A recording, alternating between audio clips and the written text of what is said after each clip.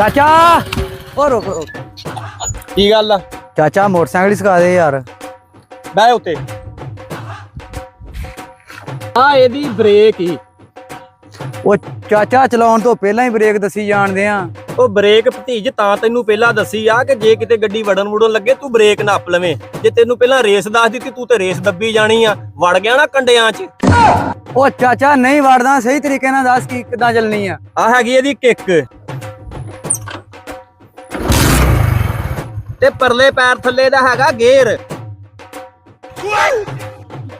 ਉਹ ਬੰਦਿਆ ਖੁਦਾ ਦਿਆ, ਜਿੱਦਾਂ ਤੂੰ ਗੇਅਰ ਪਾਇਆ ਵਾ ਤੂੰ ਚਲਾਉਣੀ ਨਹੀਂ ਸਿੱਖਣੀ, ਡਾਇਰੈਕਟ ਚੰਦ ਤੇ ਲੈ ਜਾਣੀ ਆ।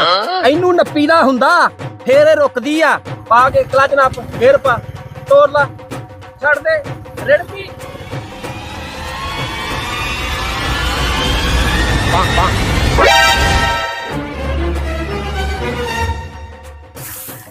ਇੰਨੀ ਕਿ ਤਾਂ ਚਾਚਾ ਮੈਂ ਸਿੱਖ ਲਈ ਆ। ਜੇ ਤੂੰ ਕਿਤੇ ਮੈਨੂੰ ਵਨ ਵੀਲਿੰਗ ਸਿਖਾ ਦਵੇਂ ਤੇ ਚਛਾਸ ਆ ਜਾਵੇ। ਉਹ ਥੱਲੇ ਹੋ ਗੱਡੀ ਤੂੰ, ਵੱਲ ਵੀਲਿੰਗ ਸਿੱਖਣੀ ਆ। ਆ ਜਿੰਨਾ ਕਿ ਤੂੰ ਹੁਣ ਹੋਇਆ ਤੇਰੀ ਲੱਤ ਥੱਲੇ ਆ ਜਾਂਦੀ ਨਾ ਤੇ ਹਸਪਤਾਲ ਸਿੱਖ ਜਾਣਾ ਸੀ। ਵੱਲ ਵੀਲਿੰਗ ਕਰਨੀ ਆ, ਥੱਲੇ ਹੋ।